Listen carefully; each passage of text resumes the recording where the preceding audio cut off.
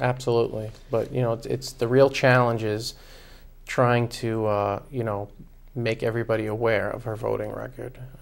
It's not easy to go up to Beacon Hill and just grab somebody's voting record. I mean, it takes a lot of research. It takes, and when I spent the time going through all of them and compiled them on my website. I have a chart going down with all the details on how she voted, and we're using that to kind of educate people. Well, I think that's the right thing to do. I've tried to do that as well. Right. It's a big thing because people need to understand that you can't look at a person. A person is meaningless. The only thing that matters in your elected officials is how they vote. Exactly. And what they vote on. And it doesn't matter if they're a nice person. It doesn't matter if they're the cute old lady who lives down the street. Right. The reality is the cute old lady who lives down the street is more than happy to, excuse my French, screw the voter so that they can get their pension or they can give their buddy a break. Exactly. And Pat Gellin is a lovely woman. She is a lovely woman. But she's a very ineffective legislator. So. Yeah, and she's taken out the businesses in the area. Exactly. So talk to me. So we've talked about what Pat's voted against. Mm-hmm.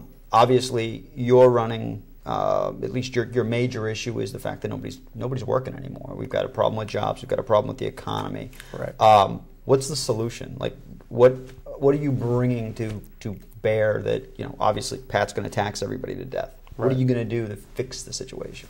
Well, as you know, Massachusetts is in a crisis right now. We have over 325,000 unemployed people.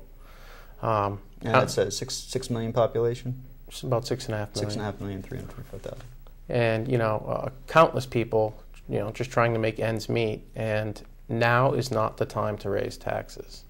I'm not saying tax cuts are going to be the solution. It has to be a combination of tax cuts and fiscal responsibility. You have to cut back on the spending. So where do we spend? I mean, where's the waste? There's a lot. Just a couple of them. Some of the things I would fight for is pension reform.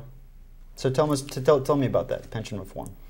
Well, pension reform right now, it's the way the pension system works is somebody can basically work for 20 years making a salary of $50,000, and then if they're promoted to a job making $125,000, they work that for a couple of years, and then they collect a pension on the $125,000. And is that for every single person in the state? Is that teachers? Is that who does that cover? Is that just legislators? No, that's pretty much everybody who would collect a state pension. So fire, police, teacher, legislator, and what about all the aides, the legislator aides? Oh, absolutely. Everybody? Everybody. That's a lot. Yes, that right there is a lot. Another big issue is double dipping. An example of this was Willie Lantigua, right? Getting paid as mayor of Lawrence and also getting a paycheck for being a state rep. Yep. And there's actually quite a few of them who are doing that. Really? That's another problem. Another thing would be to get rid of the Bunker Hill and Evacuation Day holidays. I think that would save quite a bit of money. So how does that cost? How does that cost money? It costs money because I believe the people are getting paid holiday when they're not. When they're not doing anything. When they're not doing anything. So they're getting more money than they should be. Right. And another big one is the Pacheco law, the anti-privatization Chico law, which basically says the government cannot contract out projects to private businesses. So essentially, if a government needs to pave a road, they have to go through a specific contractor, a specific union. Right. Exactly. And it basically does it doesn't allow us to go out and shop and find the most, the cheapest. Right, it doesn't allow you to shop around. So, and that's probably in some way, shape, or form an assault on private business because why should I make a paving company if I'm never going to get a government contract? What am I going to do? Do driveways my whole life? Right. Exactly. You're not going to get very far. Right. So we've got a bunch of different areas that we can do.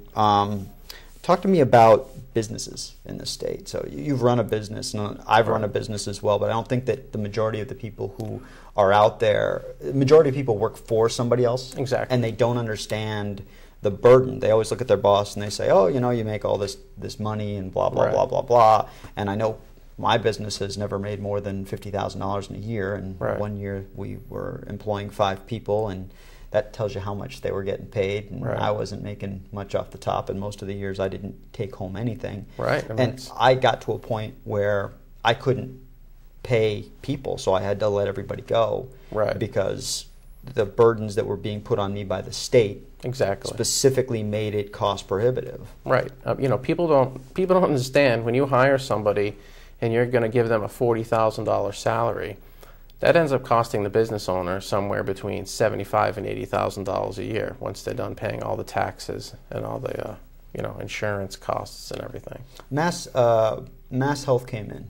It rolled in a couple of years ago. Now, technically, my understanding of the laws, and I've read a significant amount of them, not all of them, but it doesn't really truly affect the company unless they have more than 11 people. 11 people. But what is happening to, I mean, obviously if you've got a corporation, you would never hire an 11th person. Because Mass Health basically says you can't grow beyond 10 people without getting nailed. Has that affected other companies in the area that you know of? Have you heard any rumblings about that? I actually haven't. But I do know that the Mass Healthcare is responsible for the multi-billion-dollar deficit that we're in right now. And I think we've asked for 2 federal bailouts during the time since we've had it, where we had to get some kind of infusion of money to keep it going. You know, according to Tim Cahill, it's cost us $4 billion over the last 4 years.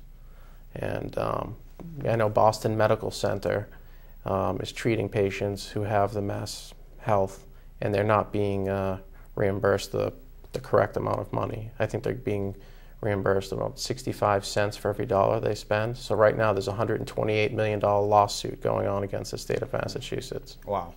And I'm sure that nobody knows about that. It's built into the budget, so I mean it's out there. and you know, there's rumors that there's a bunch of other hospitals lining up to do the same thing. So it's simply not working. Well, we did it at the federal level now, so now everybody can share our pain. Really, I mean, there needs to be some type of reform there. Okay, so we know where you're running. We know what Pat's going to do. We know what you're going to do. What do you need? If somebody wants to get involved and they want to do something for you, where do they go? What do they need? Do you have a website? How are you getting your word out there? Oh, the best place to reach me is at my website, which is www.votedavid2010.com. And also, our campaign phone is 781-497-2932. We can be reached pretty much 24 hours a day. I monitor the phone calls. But basically right now, we're looking to ramp up our fundraising projects, and also, you know, we're looking for volunteers, people who would be willing to hand out flyers, people who would be willing to hold up some signs on election day, things like that. Have you been doing the whole door knocking and absolutely. meet and greets? And do you speak at all in any events at like coffee shops or anything like that, where you're just going out and meeting groups of people and talking? I've been to several events where I've had to speak, but we haven't had any small coffee shop meetings or anything like that. Those are coming up. So. Yeah, as soon as you got a couple months left. And I'm sure that your goal is to meet just about everybody that you can that's in this district. Exactly. Okay, fantastic. So why don't you repeat your domain name? It's www.votedavid2010.com. Fantastic. And so essentially, you just need a whole bunch of people to carry signs, walk around with you? Yep, make phone calls. Get some events. That's great. Yeah. Well, thanks for being on the show, Dave. Really appreciate you coming out. Thank you. All right.